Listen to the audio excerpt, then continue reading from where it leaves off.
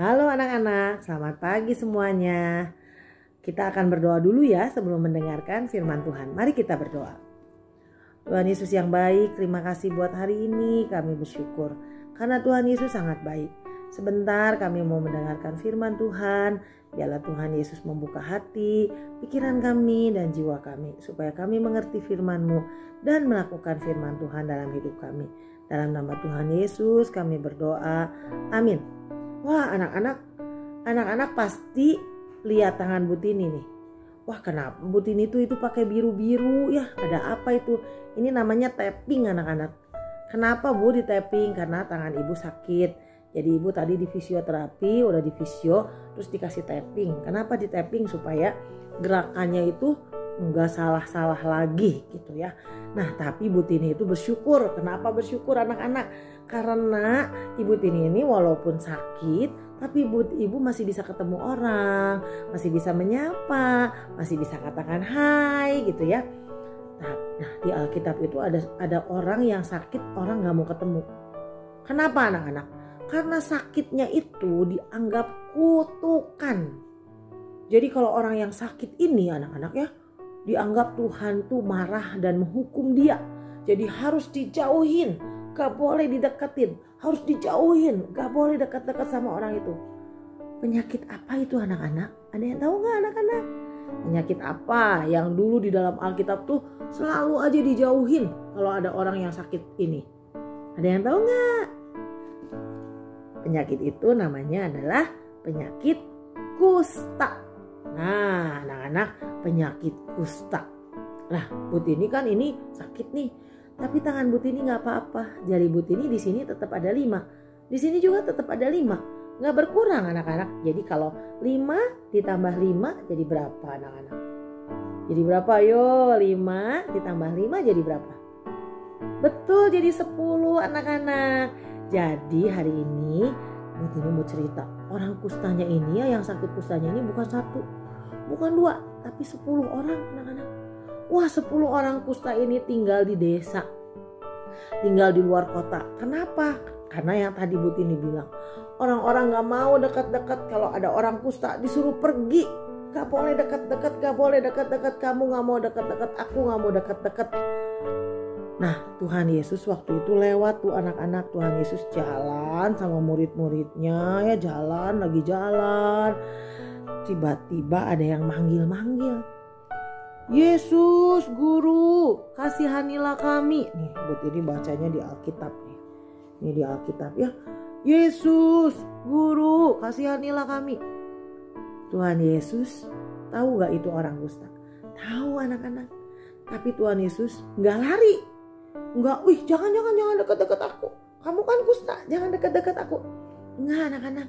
Tapi dia malahan tanya, memang kamu itu mau apa? Mereka, orang-orang kusta ini pasti pengen sembuh. Lalu Tuhan Yesus bilang, kamu pergi ke imam. Ya, perlihatkan diri kepada imam. Imam-imam itu adanya di kota anak-anak. Jadi mereka pergi.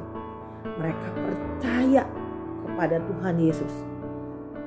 Walaupun mereka itu kalau pergi ke kota anak-anak, mereka bisa ditimpukin batu, mereka bisa dihina-hina, mereka bisa dicaci maki, bahkan mereka tuh bisa diludahin anak-anak. Tapi mereka percaya kalau Tuhan Yesus sudah memerintahkan, pasti mereka percaya.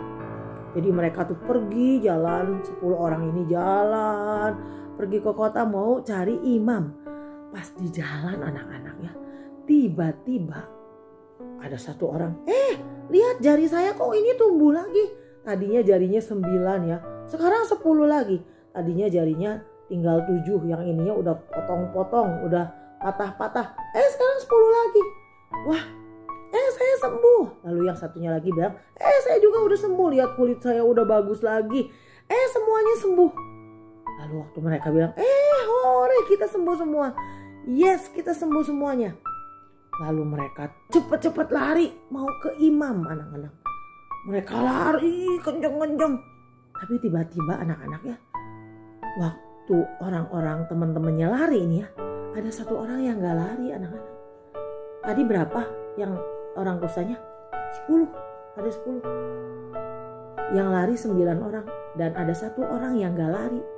Kenapa gak lari ke imam anak-anak? Padahal dia udah sembuh, harus kasih tahu imam. Dia ingat kepada siapa yang menyembuhkan, yaitu Tuhan Yesus. Jadi dia balik lagi, dia cari Tuhan Yesus. Lalu dia datang tersungkur di depan kaki Yesus dan mengucap syukur kepadanya. Dia datang tersungkur ke depan di kaki Yesus dan dia bersyukur, anak-anak. Nah, anak-anak, waktu Tuhan Yesus lihat seperti itu, Tuhan Yesus tanya, cuma kamu yang sembuh, cuma 1? Terus orang ini bilang, enggak, ada 10, ada 9 teman saya semuanya sembuh. 10 orang ini semuanya sembuh, gak ada yang gak sembuh, semuanya sembuh. Terus Tuhan Yesus tanya, kenapa cuma 1 yang kembali? Kata Tuhan Yesus ya, kenapa cuma 1 yang kembali dan memuliakan Allah? Orang itu diam terus. Lalu Tuhan Yesus bilang kepada orang ini, berdirilah dan pergilah, imanmu telah menyelamatkan engkau. Jadi orang kusta ini bukan hanya dapat kesembuhan aja, tapi dia dapat keselamatan. Dan keselamatan itu jauh lebih berharga, jauh lebih mulia daripada hanya sekedar sembuh, anak-anak. Jadi yang paling penting adalah keselamatan di dalam Yesus Kristus. Setiap orang yang percaya kepada Tuhan Yesus, dia akan diselamatkan. Dan itu adalah yang paling penting, anak-anak. Kita semua diselamatkan oleh Tuhan Yesus lewat pengorbanannya di atas kayu salib. Dan dia bangkit naik ke surga menyiapkan tempat buat kita. Dan kalau kita percaya, kita selamat. Sama seperti orang ini. Dia bukan hanya dapat kesembuhan dari kustanya, tapi dia dapat keselamatan dalam Yesus Kristus. Jadi anak-anak, mari kita belajar ya. Seperti yang 1 orang kusta yang sembuh ini, kita selalu percaya kepada Tuhan.